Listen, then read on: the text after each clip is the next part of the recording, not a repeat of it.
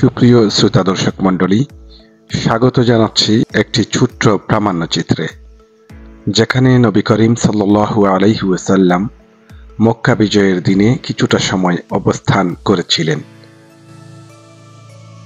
কোনো কোনো সূত্রে জানা যায়, এখানে দাঁড়িয়ে হুজুর সাল্লাল্লাহু আলাইহি ওয়াসাল্লাম মক্কাবাসীদেরকে সাধারণ ক্ষমা ঘোষণা করেছিলেন।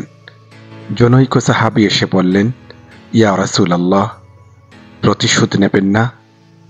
নবী করিম সাল্লাল্লাহু আলাইহি ওয়াসাল্লাম বললেন, আজ প্রতিশোধের দিন নয়, আজকে হচ্ছে ক্ষমার দিন।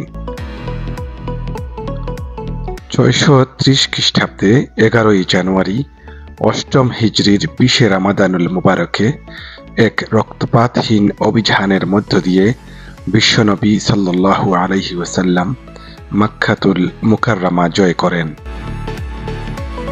একদিন যে মক্কাবাসীরা প্রিয় মাতৃভূমি থেকে নবী করিম সাল্লাল্লাহু আলাইহি ওয়াসাল্লামকে বের করে দিয়েছিল, সেই নবী রাহমাতুল লিল আলামিন মক্কাবাসীদের উদ্দেশ্যে বললেন, আজকের দিনে যে আবু সুফিয়ানের ঘরে অবস্থান নেবে সে নিরাপদ, যে অস্ত্র সমর্পণ করবে সে নিরাপদ, যে নিজের ঘরে দরজা বন্ধ করে থাকবে সেও নিরাপদ।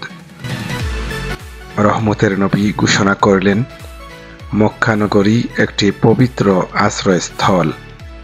কিয়ামত পর্যন্ত এই নগরী আল্লাহ প্রদত্ত পবিত্রতার কারণে পবিত্র স্থান হিসেবে বহাল থাকবে।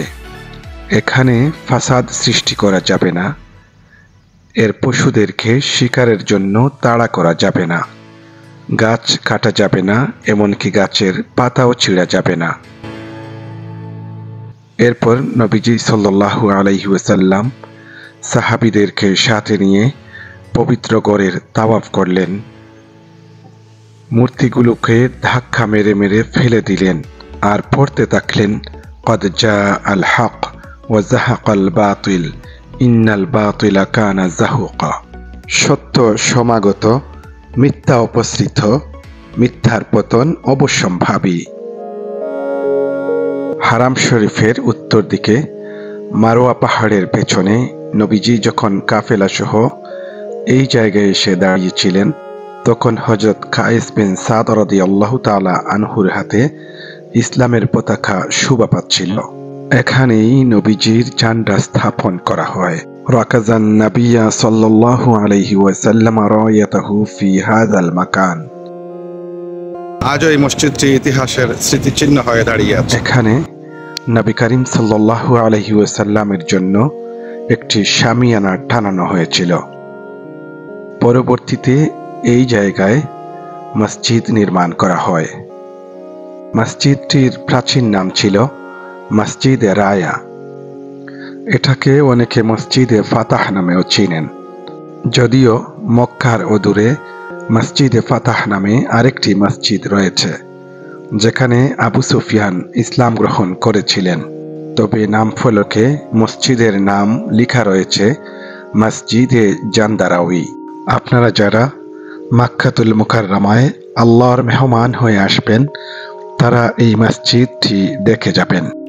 মক্কা বিজয়ের ইতিহাসের সাথে জড়িয়ে থাকা এই জায়গাটুকু আজও অবিচল দাঁড়িয়ে আছে। কিয়ামত পর্যন্ত হুদুদে হারামের অভ্যন্তরে আর কোনোদিন শয়তানের পূজা হবে না। মাহিম চৌধুরী, মসজিদে রায়া, মক্কাতুল মুকাররমা।